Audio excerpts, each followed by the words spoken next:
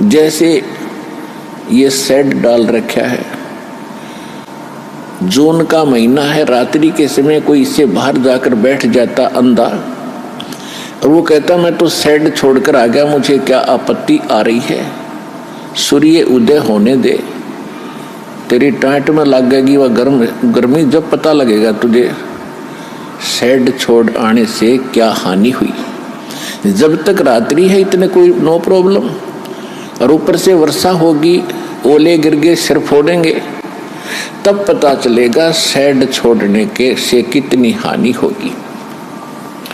इसी प्रकार जब तक परमात्मा कहते मेरी शरण में हो, काल का अटैक नहीं होगा, और मर्यादा तोड़ देने से फिर काल कुछ भी कर सकता है।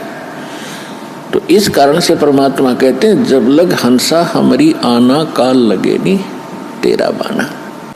काल की एक चाल है कि किसी न किसी सिरफिरे को भेजेगा, पहले कभी नहीं आया होगा। जैसे कि रोगी यहाँ आता है और दीक्षा लेता है, दीक्षा से पहले हम उनको 100 बार समझाते हैं ये मर्यादा है, ये नहीं करना, ये नहीं करना, झाड़े नहीं लुआने और पूजा नहीं करनी, जो हम बताओ यही करनी। यहाँ तो मान लेता है क्योंकि दुखी है, घर जाता उसको पता चलता कहाँ गया था काल के दूत को, कैसे ऐसे सतलोक आश्रम बरवाला जिला हिसार से दीक्षा लेकर आए हैं। वो कहता नहीं नहीं वहाँ चलो, वहाँ झाड़ा लगते ठीक हो जाता है। वो वहाँ ले जाता है क्योंकि रिश्तेदार है। अब वहाँ से तो लाभ मिलना ही नहीं था, जो यहाँ से मिलना था भगवान का हाथ उठ गया, भगवान ने अपना हाथ ऊपर हटा लिया उससे, अगले तो वहाँ खा ले धक्के, और तो फिर उसको लाभ नहीं होता। जो राहत यहाँ से मिली थी उसके बाद फिर वहाँ झाड़ा लगवा लिया, उसका आशीर्वाद ले लिया किसी से, कोई जंतर मंतर करवा लिया, कोई धागा तवीज बनवा लिया, वो फिर से रोगी हो गया।